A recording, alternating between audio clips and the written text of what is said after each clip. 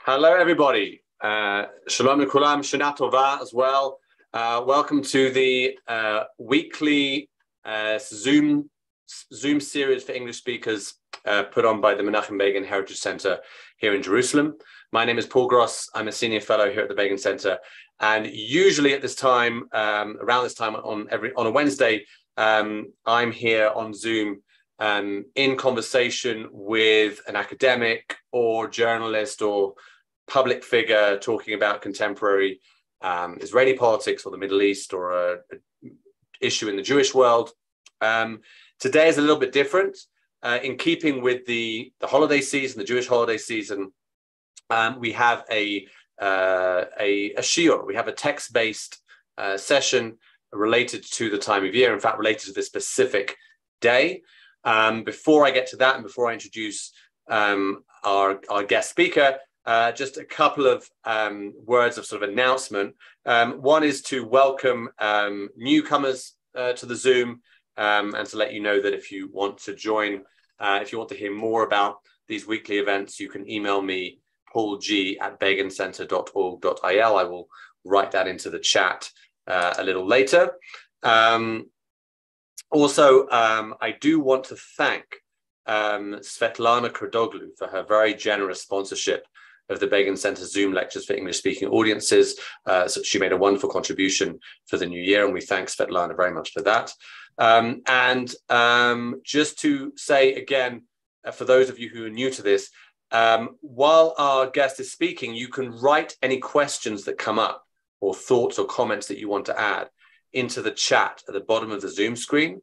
And I will put some of those to our guest after his initial talk. Okay, so without further ado, I'm going to introduce Calev Ben Dor, who's going to speak to us about Tzom Gedaliah, the Fast of Gedaliah, which takes place today. Calev is the deputy editor of the Fathom Journal, a British journal looking at Israel and the Middle East.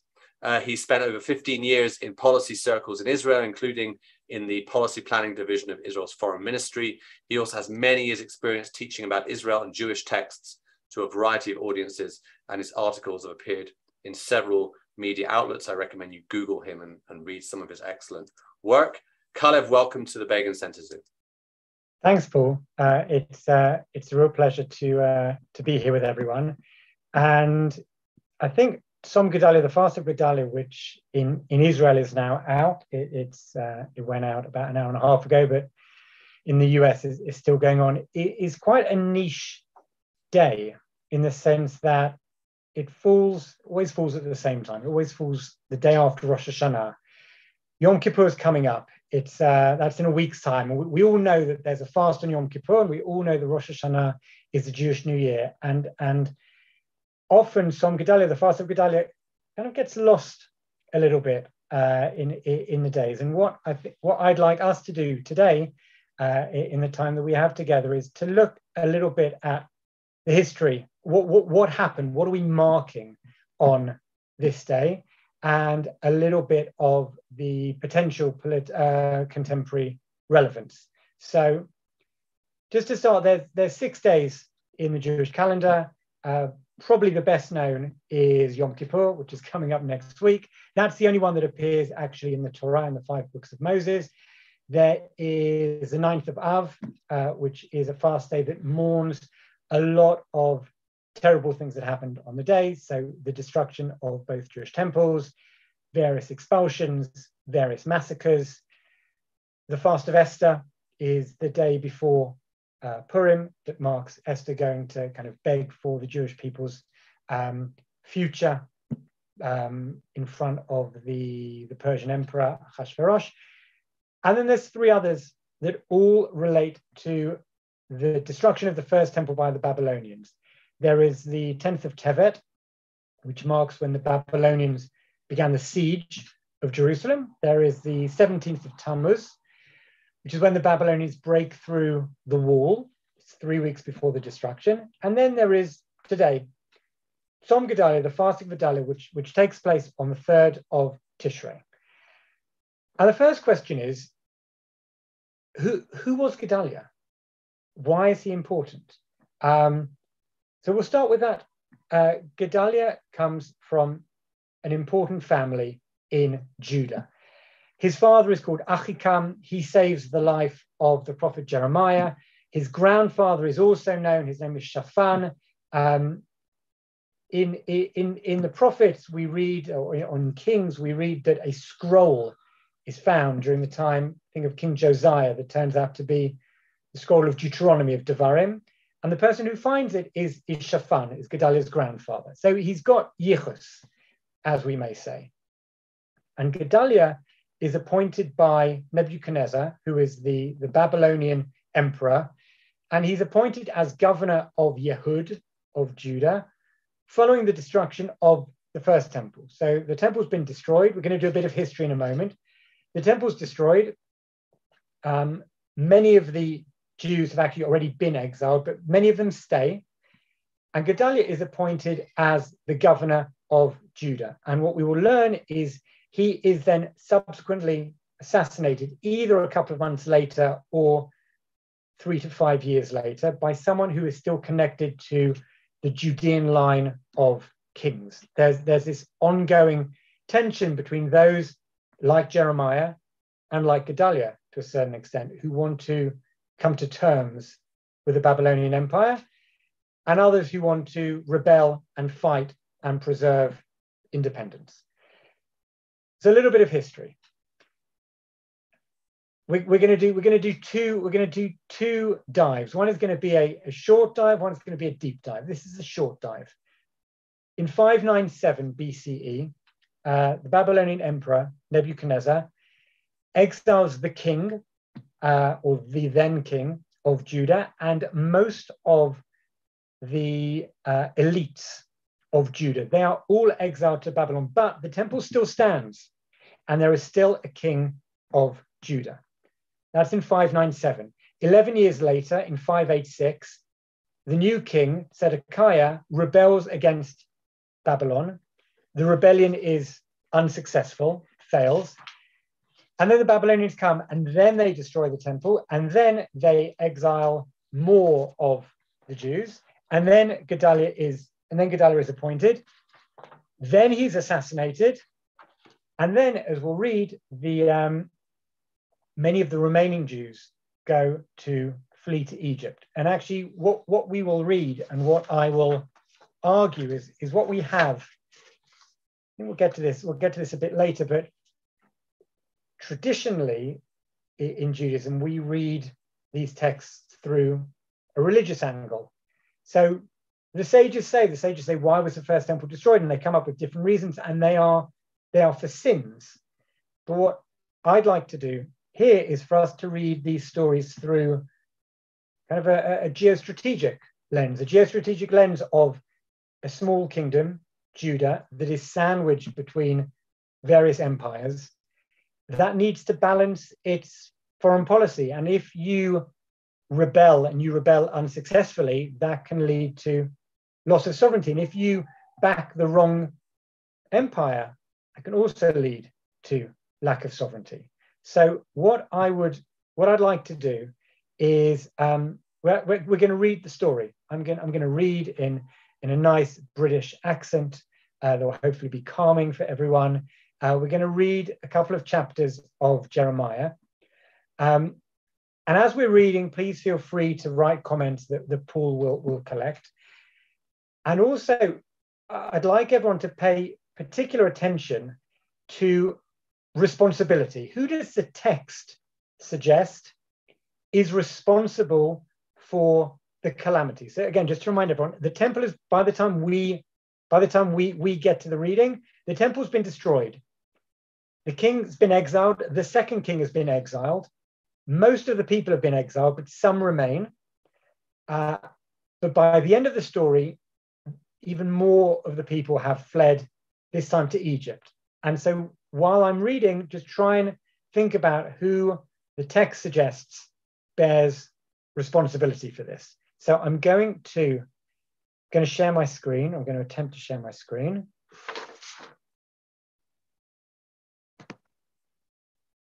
Paul, can I definitely share? Yes, sorry, it's a big green button. Yeah, okay, 1 second.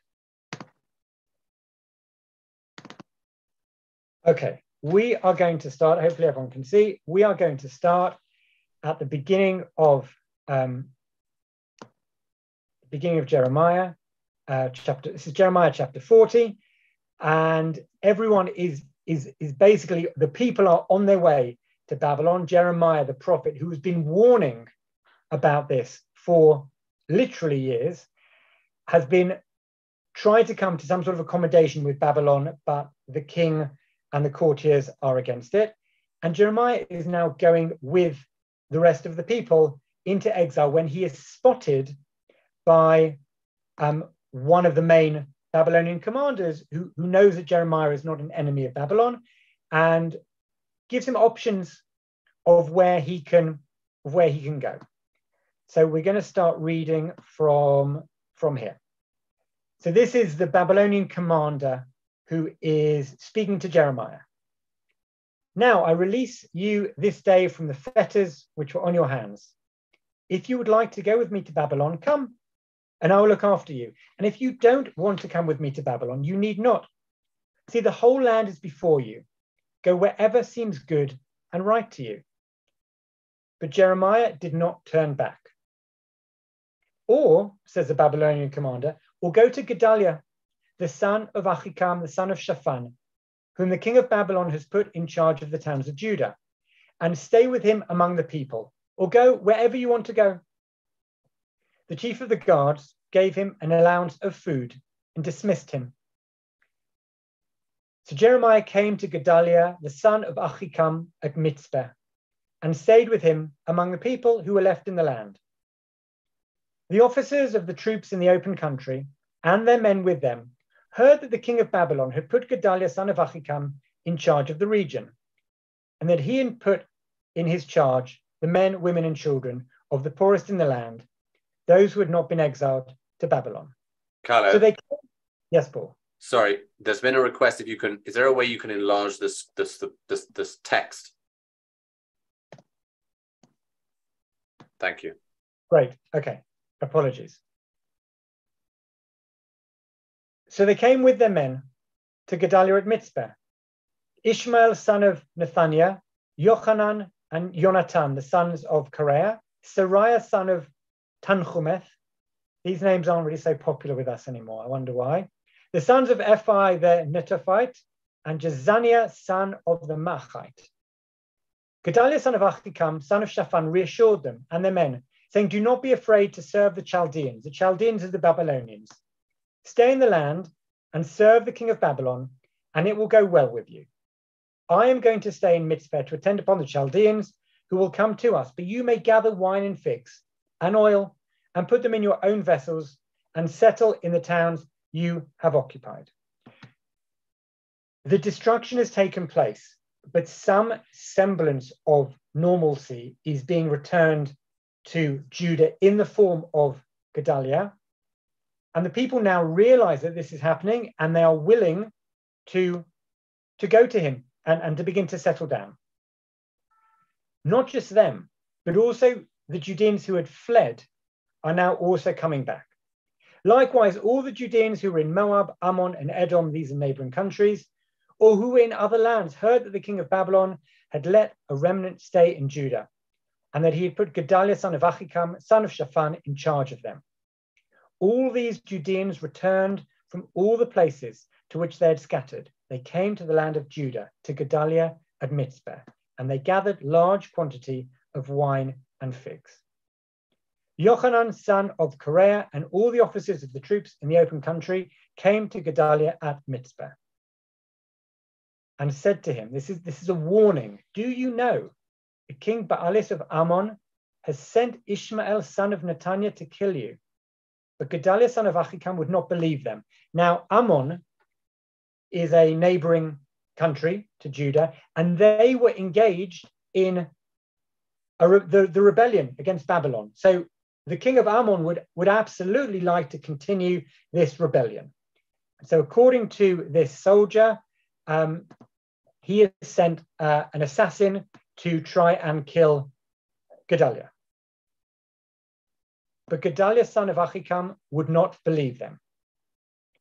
Yochanan, son of Kareah, also said secretly to Gedaliah at Mitzpah, let me go and strike down Ishmael, son of Netaniah, before anyone knows about it. Otherwise he will kill you. And all the Judeans who have gathered about you will be dispersed, and the remnant of Judah will perish. But Gedaliah, son of Achikam, answered Yochanan, do not do such a thing. What you are saying about Ishmael is not true. So we have a governor. We have someone unhappy with the situation who wants to continue the rebellion. We have a soldier who is warning the governor about an assassination attempt, and the governor, Gedaliah, does not believe him. In the 7th month, Ishmael, son of Netaniah, son of Elishama, who was of royal descent and one of the king's commanders, came with 10 men to Gedaliah, son of Achikam, at Mitzpah, and they ate together there at Mitzpah. Then Ishmael, son of Netaniah, and the 10 men who were with him arose and struck down Gedaliah, son of Achikam, son of Shaphan, with the sword and killed him, because the king of Babylon had put him in charge of the land. Ishmael also killed all the Judeans who were with him, with Gedaliah and Mitzpah, and the Chaldean soldiers who were stationed there. The second day after Gedaliah was killed, when no one yet knew about it, 80 men came from Shechem, Shiloh, and Samaria, their beards shaved, their garments torn, and their bodies gashed, carrying meal offerings and frankincense to present at the house of the Lord. One can only assume these are Jews who lived in Samaria, in what was the northern kingdom. They know the temple has been destroyed. That's why they're coming with their beards shaved and their garments torn. They don't know that the assassination has happened. And they meet Ishmael. Ishmael, son of Netaniah, went out from Mitzpah to meet them, weeping as he walked. As he met them, he said to them, come to Gedaliah, son of Achikam. When they came inside the town, Ishmael, son of Netaniah, and the men who were with him slaughtered them, threw their bodies into a cistern. But there were 10 men among them who said to Ishmael, don't kill us. We have stores hidden in a field, wheat, barley, oil, and honey. So he stopped and did not kill them along with their fellows. The cistern into which Ishmael threw all the corpses of the men he had killed in the affair of Gedaliah was the one that King Asa had constructed on account of King Baasha of Israel. This relates back to a story hundreds of years before, when the northern kingdom and the southern kingdom are in conflict. And the northern kingdom has come to try and attack the southern kingdom. And that was the one which Ishmael, son of Netaniah, filled with corpses. Ishmael carried off all the rest of the people who were in Mitzpah, including the daughters of the king, all the people left in Mitzpah, over whom Nebuzaradan, the chief of the guards, had appointed Gedaliah, son of Achikam. Ishmael, son of Netaniah, carried them off and set out to cross over to the Ammonites, because Ishmael, who is of the line of Davidic descent, is allied to the Ammonites, who want to continue to rebel against Babylon, and that is why he has assassinated the governor that the Babylonians have put in place. Yochanan, son of Kareah, and all the army officers with him heard of all the crimes committed. They took all their men and went to fight against Ishmael, son of Netaniah, and they encountered him by the great pool in Gibeon. When all the people held by Ishmael saw Yochanan, son of Kareah, and all the army officers with him, they were glad. All the people whom Ishmael had carried off from Mitzpah turned back and went over to Yochanan, son of Kareah. But Ishmael escaped from Yochanan with 8 men and went to the Ammonites. So Yochanan has rescued all of the people that Ishmael had kidnapped, for want of a better word. And now he needs to decide what to do. The Babylonians at some stage are going to find out that Gedaliah has been killed, that Chaldean soldiers have been killed, and Yochanan's worried about what they're going to do. Yochanan, son of Kareah, and all the army officers with him took all the rest of the people whom he'd rescued from Ishmael, from Mitzpah, after he'd murdered Gedaliah, the men, soldiers, women, children, and eunuchs whom Yochanan had brought back from Gibeon. They set out and they stopped at Gerut, Chimham near Bethlehem, on their way to Egypt. Second, I've skipped.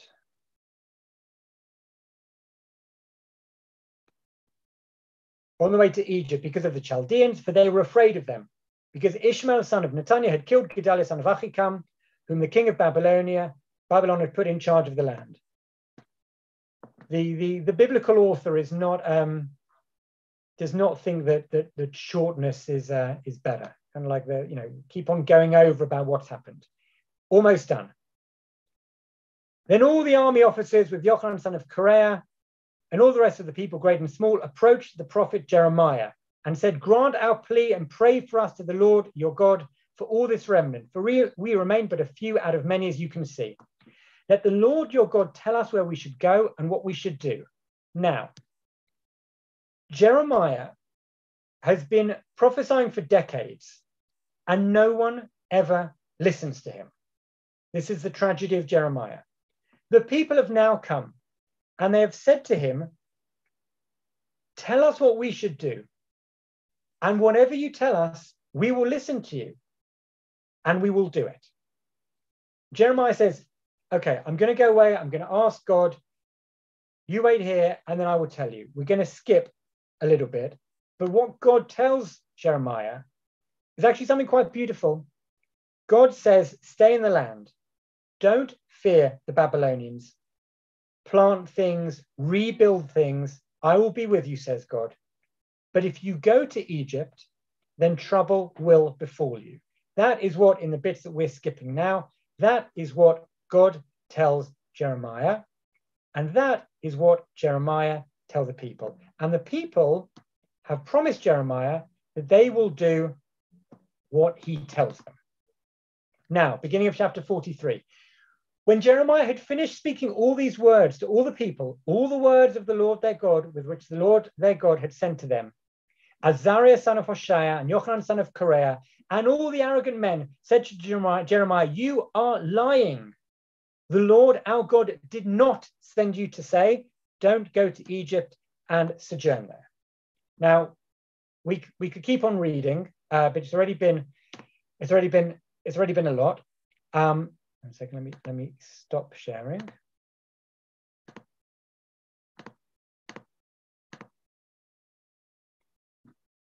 That is, in general, the story. So what I think would be interesting is for us to think about, who does the text place blame or responsibility on for the tragedy of the people? Then they don't listen to Jeremiah, and they go off to Egypt, and they stay in Egypt, and the land is more or less emptied of its inhabitants for 70 years. So, Paul, I don't know if you've got thoughts, or if the participants have got. And a question that came to mind sort of immediately was, given what we've just read, and given that Gedaliah, important though he was at the time as governor appointed by the Babylonians, it doesn't seem to me, at least on the face of it, that he's a more significant figure than many other people, Jewish leaders appointed or otherwise in ancient times, whose death, even if it's a tragic death, is not remembered by a fast day.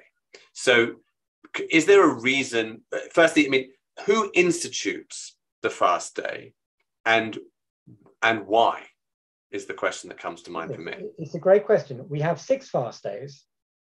We went through the reasons. Most of them are extremely significant. And if you were going through the deaths of Jewish characters throughout the ages, Gedaliah probably would not be in your top 10 of most significant deaths. The contemporary answer would be, and we'll get to this, because there is, I was going to say, for me there's an obvious prism of Rabin in all of this, that Jews did not have the opportunity to assassinate one another for a very long time. And we came back to that, and there were other political assassinations. Chaim Olozov was assassinated, but I think that this day, which I think for a lot of people, again, we've just had Rosh Hashana. I've got to prepare for Yom Kippur. I don't think most people are fasting on Tzom Gedaliah for a lot of generations. But I think now that we have returned, this signifies the one more exile from the land. Even after the temple is destroyed, there's a Jewish presence in the land. After this, it is more or less decimated. And so I think this idea that the sages institute it, I'd like to argue as a cautionary tale about, but then the question is, a cautionary tale about what? What are we being warned about? But in some ways, I want to go past the Rabin analogy. I think, you know, nowadays people read this and everyone, I was saying this to someone recently, and I feel like everyone's got their own Rabin. Now, often when you get assassinated, so everyone can put their own politics onto you. So for some people, Rabin is the big peacenik that if only he would have lived, we would have had, you know, peace the next day. And then for other people say, well, you know, Rabin's last speech was actually against a Palestinian state. It was more about a Palestinian entity. And some people, Rabin is more the bitchonist, is more the security-minded person. And I think with text, with the Tanakh, with the Torah and the prophets and the writings, it's very easy for us to place our own politics onto the story, which I think a lot of people do. A lot of people say, okay, this is a political assassination. We know ourselves of political assassinations. This led to the end of the Jewish presence in the land. We now have to, you know, with politics, you know, we've got having our 5th election in 3.5 years, with politics that's so diversive and there's so much incitement, people might say, we need to be aware that politics doesn't stray into violence. I think it's very easy to make that jump. And I don't think people would be wrong, but I kind of want to move past that as well. So I just want to do a larger deep dive of history. So we said, you know, 597, the king is exiled, but the temple still stands. And then 586 is the destruction. And then Gedaliah happens probably 3 to 4 years later, or there's a possibility it's just a few months later. For a couple of 100 years before our story, the Assyrian Empire is dominant. It is the Assyrian Empire that captures the northern kingdom and exiles the 10 tribes. And around the second half of the 7th century, so around the 650 BCEs, the Assyrian Empire begins to collapse. The Babylonian Empire begins to rise. And then we basically have competition between, some ways, 3 empires. The Assyrian Empire in the north, the Babylonian Empire, which is also in the north, more in the northeast, and Egypt, which is in the south. And in the middle is Judah. And things are pretty good for the Judean kingdom in those days. And in 640, the king in Judah is called Josiah. He's a good king. Life is good. And in 640, the Pharaoh from Egypt is heading north to ally with the Assyrians. This is complicated, but to ally with the Assyrians against the Babylonians. He wants to pass through the coast. Josiah meets him for battle. And why Josiah does this is an open question. It's not clear. It could well be, and this is very ironic, that actually Josiah has picked the winner of the empires. He wants to ally with the Babylonians because he sees that the Babylonians are rising. Unfortunately, Josiah loses the war. He's killed. Judah then comes under Egyptian tutelage. Josiah's been killed. The next king gets taken to Egypt, and Judah for several years is under Egyptian tutelage. The Babylonians then are on the rise. They beat Egypt in a series of wars, and then Judah is under Babylonian tutelage. And then Babylon start losing to Egypt, and that is where Judah rebel. And so really what we have is we have a series of poor decisions to fight against Egypt on behalf of Babylon, then to rebel against Babylon and lose, then to rebel against Babylon again and lose, and then to assassinate Gedaliah. And again, there's a religious perspective to all of this. The reason that the destruction takes place is because of 3 cardinal sins: murder, idolatry, sexual promiscuity. And that's what the sages teach us. And that's what people learn. And that's what we need to try and improve ourselves on. But for me, it's absolutely fascinating to view this through a geostrategic lens. That I just want to, it's actually going to share my screen again. I'd like to show a map. Just 1 second. So this is a map, and I apologize for it not being bigger. Just 1 second. This is a map of the Assyrian Empire, the dark green, primarily. Sorry, the light green. Here's Judah in yellow. The Assyrian Empire is dominant for a good couple of 100 years, but then it begins to collapse. And then we have a situation, this is the second map, of, just 1 second, of the Babylonian Empire. Okay, the Babylonian Empire, which is in pink, Egypt, which is here, and Judah. And in such a situation, it is really difficult to know, how do you balance empires? At what stage do you accommodate to Babylon because it is by far the largest empire? Or at what stage do you say, well, actually, independent social and political independence is important to me? And these are questions which we need to deal with today as well. How do I balance alliances? I mean, again, I don't particularly want to throw, this is a political talk, but I don't want to throw politics into it, if that makes sense.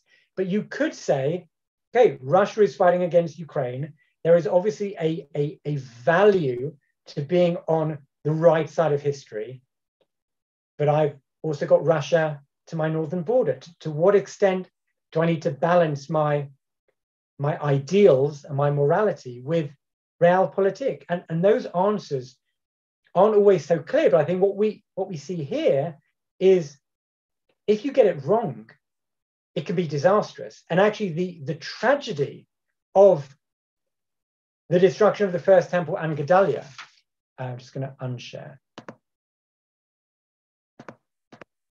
The tragedy is that actually there are a series of poor or misplaced political decisions, of siding with Babylon and losing, of siding against Babylon and losing, of rebelling against Babylon again, and then assassinating the governor who Babylon have put to basically look after you. There are two really beautiful quotes that I love. The first is from Isaiah Berlin, the second one is from Henry Kissinger.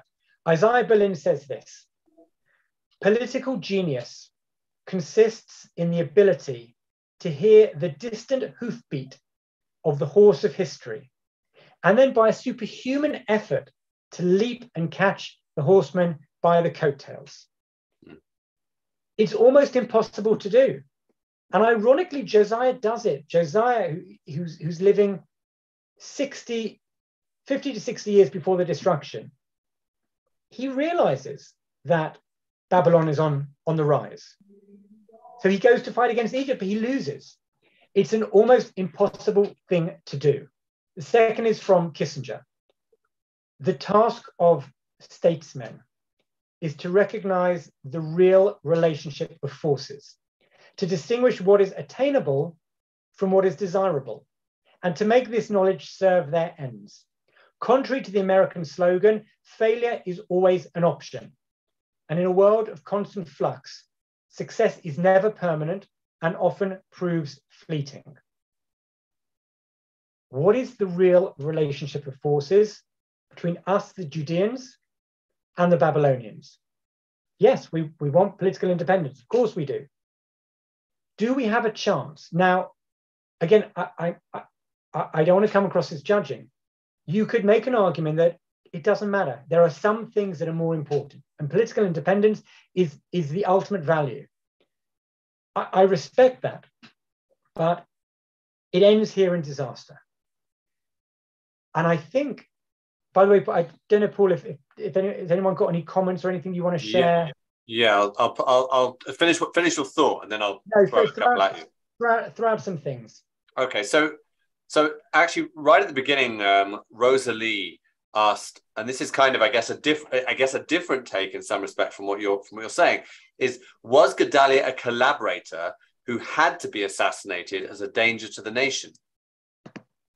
So I think that is a fascinating argument, and I actually looked through how Zionist thought had seen Gedaliah over the last 100 years, and you could make the argument that the Babylonians are terrible people. They've exiled our kings. They've destroyed our temple, and we need to continue the fight whatever way is possible. That's absolutely a reading. Now, I don't think the sages take that reading, and I think according to the sages, the Ishmael ben Netanyah, who's connected to the Davidic line, is the baddie in this story, especially as he assassinates everyone, and then when the people from Samaria come, he assassinates them as well. So I think that kind of suggests that his motives aren't completely pure. But I think you could absolutely make that argument. Yes, I think you could absolutely. It's not where the sages go, and obviously the people who are mourning the assassination, that's not the direction we're going. But I think that you could make that argument, and I think politically that would be the question: to what extent do we accommodate to a more powerful, even enemy, and save a little? Which, by the case, is the same question in the Second Temple with the Romans and the sages, or to what extent do we fight until the last person, whatever the cost? That is, I think, an open question. Yeah, I mean, it also sort of speaks to this question of to what extent, as the Jewish people throughout history were, learn their history, so to speak, from the ancient texts, right? Whether you take the view that all of it from Bereshit onwards is history is another question, but that's the Jewish historical story, and we're encouraged, if you like, to look at it a certain way by Tanakh, right? So I think the fact that Jeremiah, who is a prophet of God, who has a direct correspondence, if you like, with God, is essentially on the side of those who say we should be basically, we should be accepting Babylonian rule. Then it's sort of saying, that's kind of what we should be endorsing, so to speak. But over time, there are rebellions to those views. It makes me think of the Bar Kokhba example, right? Where the Bar Kokhba revolt was seen in this very negative light for centuries and centuries and centuries. And then Zionist thinkers come along and rehabilitate Bar Kokhba completely, entirely. Even the Maccabees, to some extent, you could make that case, I think, right? That Zionist thinkers, specifically secular Zionist thinkers, were doing that. Were sort of rebelling against the traditional reading of it. So here's Jennifer, who says, if Gedaliah was a bad guy, we wouldn't be fasting over his assassination. Yeah, I think that's true. I certainly don't want anyone to come out of this with the inference that I suggested that Gedaliah was a bad guy. But again, we're treading on very dangerous places to bring contemporary issues in, even though I think that's what we should be doing. But if I believe that a leader is taking the nation down a path that will lead to absolute disaster, maybe an individual has a responsibility even to try and stop that in whatever way they can. So I think we have to take contemporary lessons out, but I also think it's dangerous to take contemporary lessons out. But I think the title of this is about a cautionary tale. And I actually think that there's three different levels here, because even the sages are actually critical of Gedaliah for his naivety. He is the governor of Judah. He's been warned. He must know that not everyone is happy with the situation. He gets intelligence that there is an assassin afoot. And not only does he ignore the advice, he then invites that person for a meal. So I think when we look at who the text is critical of, it's obviously critical of the assassin. He's a murderer. He murders all the people from Samaria also. It is also, I believe, and certainly the sages are afterwards, critical in some ways of Gedaliah for being overly politically naive. But I think it is also critical of Yochanan. Yochanan is the soldier. In some ways, he's the hero at the beginning. He warns Gedaliah about it. He offers to kill the assassin before it happens. He then chases, he brings back all of the people who have been kidnapped. But then he doesn't listen to the prophetic voice. He is overly driven by fear, which leads me to a couple of questions, which, to be honest, I don't have the answers to. How can we tell which is the prophetic voice and who are just the crazies? When should we be driven by fear? And when should we be driven by vision? When should we be driven by realism? And when should we be driven by idealism? I don't think the story grants us answers, because we don't always merit having a Jeremiah. And even when we did have a Jeremiah, they didn't listen to him. I want to conclude with this, and I know that some people have made comments, and I know that literally as Paul was talking about Bar Kokhba, someone also wrote in the comments about Bar Kokhba. The prophet Zechariah says the following: "Thus says the Lord of hosts, the fast of the 4th month, the fast of the 5th month, the fast of the 7th month, and the fast of the 10th month shall become occasions for joy and gladness, happy festivals for the house of Judah. But you must love honesty and integrity." Or in Hebrew it says, "V'ha'emet v'ha'shalom ehavu." You should love truth and peace. In the future, a different prophet seems to be telling us, these fast days, not Yom Kippur, actually Yom Kippur in a different sense, these fast days will turn into feast days. We're sad now, but we will be happy in the future. What do we need in order for that to happen? The prophet says we have to love, truth, and peace. Okay, I can love truth and peace. What if truth and peace clash? In fact, there's an entire commentary in the Talmud of a story of peace and truth clashing. And then I think about Gedaliah. He puts aside the truth in order to promote peace. So we're told that one day these occasions will turn out to be joyous. But it's not always so clear what we need to do to get there. And I think often, and this goes back to the Maccabees and to Bar Kokhba, often we judge these things by we judge decisions by how they turn out. But it's not always, we don't know how they're going to turn out before we've made the decision.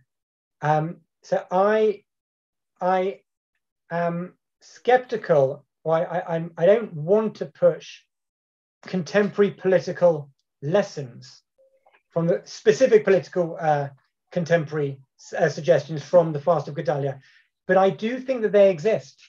I think we've got criticism of the assassin. I think we've got, I don't want to be victim blaming, but we've got criticism of the governor who is overly naive. And we've also got criticism of the brave general who saves all the people, but then doesn't listen to the prophetic voice. But then it's not always so clear where the prophetic voice lies. And it's not always so easy to know how to balance the demand for truth and the search for peace. So I leave you with those questions. And, may we merit that in our lifetimes, days like this will turn into joyous times instead of sadder times. Shukar, amen. Thank you, Calev, very much for that. Thank you for that wonderful exploration of this day. I know you have to go in a few minutes. I do want to just throw at you a question which you can try and answer just in a couple of minutes, which is Shmuel's question about whether you see a connection between the tale about Gedaliah to today's Israel with its political instability and endless elections and sort of uncertain future in terms of leadership and those kinds of things. It's a hard question because you could. I read an article today about someone who was criticizing the parallels with Rabin, and he said, Gedaliah wore pants and a shirt, and we wear pants and a shirt. So you've got to be careful how you can always find comparisons. The question is, what lesson do we draw? So I might say the lesson that we draw is we need to be careful with our speech. It might be the connection that we draw is that whatever's going on, we must never carry out political assassinations. But someone else could argue, well, that's just my politics. It's not Jeremiah's politics. I think there are lessons to be drawn, but I think we always need to be careful that we are not everyone reads text through the prism of their own thoughts and feelings, and we should. But we also need to be aware not to replace the text with our own political ideology. So in some ways, listen, maybe this is unfair. I'd move the question back to everyone to think for themselves. Obviously, we are told to fast today. There obviously is a political lesson here. The question is, what is it? And I think that a political righty and a political lefty could read the story and find what to take out of it. In some ways, I think it's for each of us to do that. I read some of the comments. I think what's really interesting, just to kind of go back to Zionist revisionism, not revisionism in a bad way. I'm just thinking about this now. It's interesting. So the Maccabees, well, I guess Maccabees were always heroes, but as someone wrote, I think maybe Larry, the sages do downplay it. The sages don't want military adventurism at all. That's also why they very much downplay the Bar Kokhba rebellion, and Zionism, which is searching for military heroes, emphasizes it. But it's interesting that, okay, so Masada, which someone mentioned, the Maccabees, Bar Kokhba, all of those became Zionist heroes. It's interesting, and I'm not really sure what else to say about it, that Gedaliah and the assassination were not reread. And until the Rabin assassination, this remained a peripheral story. So in the 20s and the 30s, when Zionist thinkers are rehashing the stories of Bar Kokhba and the Maccabees and Masada and all of these things, for whatever reason, they're not touching Gedaliah. I don't know why that is. I think it's interesting. But only after Rabin does suddenly Gedaliah become much more mainstream. And I'm not convinced that the classic Rabin analogy works all the way through, because it's not just the assassin who's criticized, it's everyone in the story. Right. Okay. Well, everyone who heard this can draw their own conclusions, and as Calev said, can consider their own priors, I suppose, and how they impinge on their reading of the story, but also to I guess to challenge how they think about it as well, and maybe ask themselves the question, am I just thinking about it this way because I come to it from a particular perspective? And I guess that's always the challenge with these texts. But Calev, I want to thank you very much. Thank you, Paul. Thank you to everyone who contributed. Thank you, everyone. And thank you to all of you who participated. I'm just writing in my email address for those of you not on the mailing list who would like to be. It means you'll receive details every week of our offerings in English, both virtual on Zoom and also events here at the Begin Center itself for those of you who are here in Israel and even more so here in Jerusalem. I wish you all a Shana Tova. and well over the fast next week, which I suspect more people will be fasting on than they were today. And I will see you all very soon. Thank you. Bye.